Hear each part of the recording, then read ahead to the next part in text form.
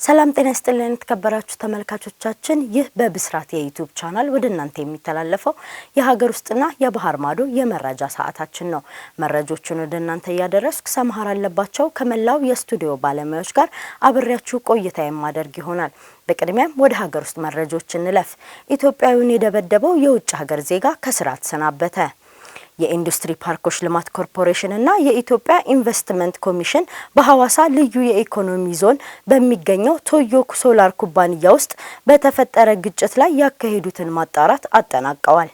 ግጭቱ የተነሳው በስራ ገበታ ላይ በተደጋጋሚ በሰዓቱ አልተገኘህም በሚል በተነሳ አለመግባባት ነው። ግጭቱ በአንድ የውጭ ዜግነት ባለው ሱፐርቫይዘርና አንድ ኢትዮጵያዊ ሰራተኛ መካከል የተፈጠረ አምባጓሮ ነው። አለመግባባቱ በሕግና በኩባንያው ፖሊሲ እንጂ ሰብአዊ መብትን በጣሰ መልኩ በጸብ መፈታት አልነበረበትም በሚል መግባባት ላይ ተደርሷል። በዚህም መሰረት ኩባንያው በአጠቃላይ 5 ኃላፊዎች ላይ እርምጃ ወስዷል። ድብደባውን የፈጸመው የውጭ ዜጋ ሰራተኛ የድርጅቱን የስነ ምግባር መመሪያ ለማክበር ምክንያት ወዲያውኑ ከስራ ተሰናብቷል። ጉዳዩ የሚመለከተው የኩባንያው የስራ ኃላፊ ድርጊቱ በተፈጸመበት ወቅት ተገቢውን አስተዳደራዊ ክትትልና እርምጃ ባለመውሰዱ ምክንያት ከስራ ተባሯል። ተጨማሪ 3 መካከለኛ ደረጃ ስራ አስኪያጆች ኃላፊነታቸውን በአግባቡ ባለመወጣታቸው ከባድ የጽሁፍ ማስጠንቀቂያ ተሰጥቷቸዋል። እንደዚህ አይነት ችግር እንዳይደገሙ ለመከላከል ለኩባንያው ሰራተኞችና አመራሮች ቀጣይነት ያለው ስልጠና የሚሰጥ ይሆናል። ይህ ውሳኔ ቶዮ ሶላር የኢንዱስትሪ ፓርኮች ልማት ኮርፖሬሽን እና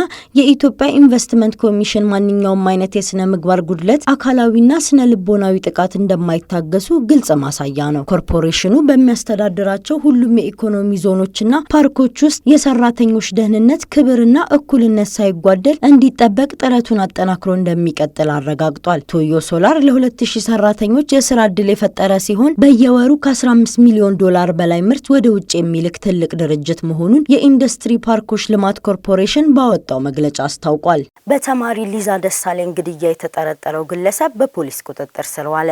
በሰሜን ወሎ ዞን ቆቦ ከተማ ተወላጅ የሆነችውና ለ3 ዓመታት በደሴ ከተማ ድሪም ኮሌጅ ተማሪ የነበረችው ተማሪ ሊዛ ደሳለኝ መስከረም 28 ቀን 2018 ዓ.ም የእህቷን የተበላሸ ሞባይል ለማሰራት ወጥታ ነበር። አምሽታ ወደ ጓደኛዋ ቤት ሰምሃል ዝናቡ ቤት ለማደር ስትሄድ ጭንቅላቷ፣ አንገቷን ከኋላና ከፊት ድብደባ ተፈጽሞባት ወደ ሆስፒታል ያመራች ቢሆንም ሕይወቷ መትረፍ አለመቻሉ ይታወሳል። በመሆኑም በተማሪ ሊዛ ላይ መስከረም 28 በተፈጸመ ወንጀል የደሴ ከተማ አስተዳደር ፖሊስ መምሪያ የምርመራ ቡድን በማቋቋም ቀን ከሌት በተደረገ የማጣራትና የክትትል ስራዎች ህዳር 2 ቀን 2018 ዓ.ም ዋና ወንጀል ፈጻሚውን በቁጥጥር ስር መዋሉን የምርመራ ቡድን መሪና የደሴ ከተማ አስተዳደር ፖሊስ መምሪያ አዛዥ ኮማንደር ጥላሁን ታደሰ ለብስራት ሬዲዮ ተናግረዋል። ሟች ወንጀል የተፈጸመባት ቦታ የመንገድ መብራት የሌለውና የሰው እንቅስቃሴ የሌለበት በመሆኑ ማስረጃዎችን የማጣራት የክትትል ስራውን አዳጋች አድርጎት እንደነበር ገልጸው በውጤቱ በቂ መረጃ መገኘቱን ተናግረዋል ስትል ሰብል አበበ ዘግባለች። ተመልካቾቻችን እስካሁን ስትከታተሉት የነበረው የሀገር ውስጥ መረጃዎች ይህን ይመስላል። አሁን ደግሞ ከውጭ ወዳገኘነው መረጃዎች እንለፍ። ኬንያ በሩሲያና በዩክሬን ጦርነት ከ200 በላይ ዜጎቿ ከሩሲያ ጦር ጋር መቀላቀላቸውን አስታወቀች።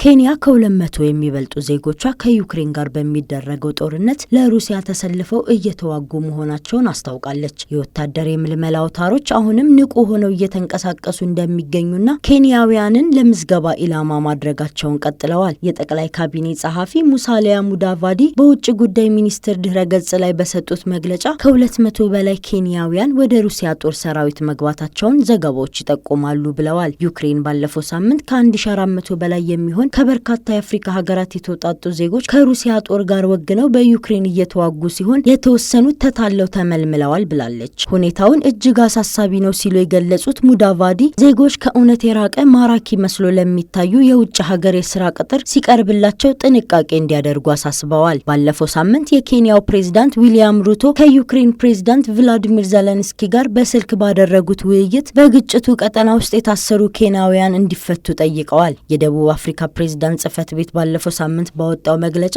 ከፍተኛ ደሞዝ እንደሚያገኙ ቃል የተገባላቸውና በዩክሬን ዶንባስ ግዛት ውስጥ በጦር ሜዳ ተይዘው የነበሩ 17 ደቡብ አፍሪካውያንን ወደ ሀገራቸው ለመመለስ በዲፕሎማሲያዊ መንገድ ጥረት እየተደረገ መሆኑን አስታውቀዋል። የቻይና ወታደራዊና የኒውክሌር ጦር መሳሪያ ግንባታ መጨመር ስጋት ፈጥሯል ሲሉ የቡድን 7 ሀገራት አስታወቁ። የቡድን ሰባት ሀገራት የውጭ ጉዳይ ሚኒስትሮች በቻይና ወታደራዊ ግንባታና በኒውክሌር ጦር መሳሪያ ፈጣን እድገት ላይ ስጋት እንዳላቸው ገልጸዋል። ከካናዳ፣ ፈረንሳይ፣ ጀርመን፣ ጣሊያን፣ ጃፓን፣ ብሪታንያ፣ ዩናይትድ ስቴትስ እና ከአውሮፓ ህብረት የተውጣጡ ከፍተኛ ዲፕሎማቶች ቤጂንግ በግልጽ ለመረጋጋት ያላትን ቁርጠኝነት እንድታሳይ በካናዳ ኦንታሪዮ ከተካሄደው ስብሰባ በኋላ ባወጡት የጋራ መግለጫ አስታውቀዋል። በህግ የበላይነት ላይ የተመሰረተ ነጻና ክፍት ኢንዶ ፓሲፊክ አስፈላጊነትን በድጋሚ እንዲኖር መግለጫው የውጭ ጉዳይ ሚኒስትሮቹ ጠይቀዋል። በተለይ የምስራቅ ቻይና ባህርና የደቡብ ቻይና ባህርን ጨምሮ በኃይል ወይም በማስገደድ ያለውን ሁኔታ ለመቀየር የሚደረገውን ማንኛውም የአንድ ወገን ሙከራ አጥብቀን እንቃወማለን ብለዋል። ቡድኑ በታይዋን ባህር ዳርቻ ሰላምና መረጋጋትን የማስጠበቅን አስፈላጊነት በመግለጽ አሁን ያለውን ሁኔታ ለመለወጥ የሚደረገውን ማንኛውም የአንድ ወገን ሙከራዎች በተለይ የኃይል ወይም የማስገደድ ድርጊትን በመቃወም የባህር ተሻጋሪ ጉዳዮችን ገንቢ ውይይት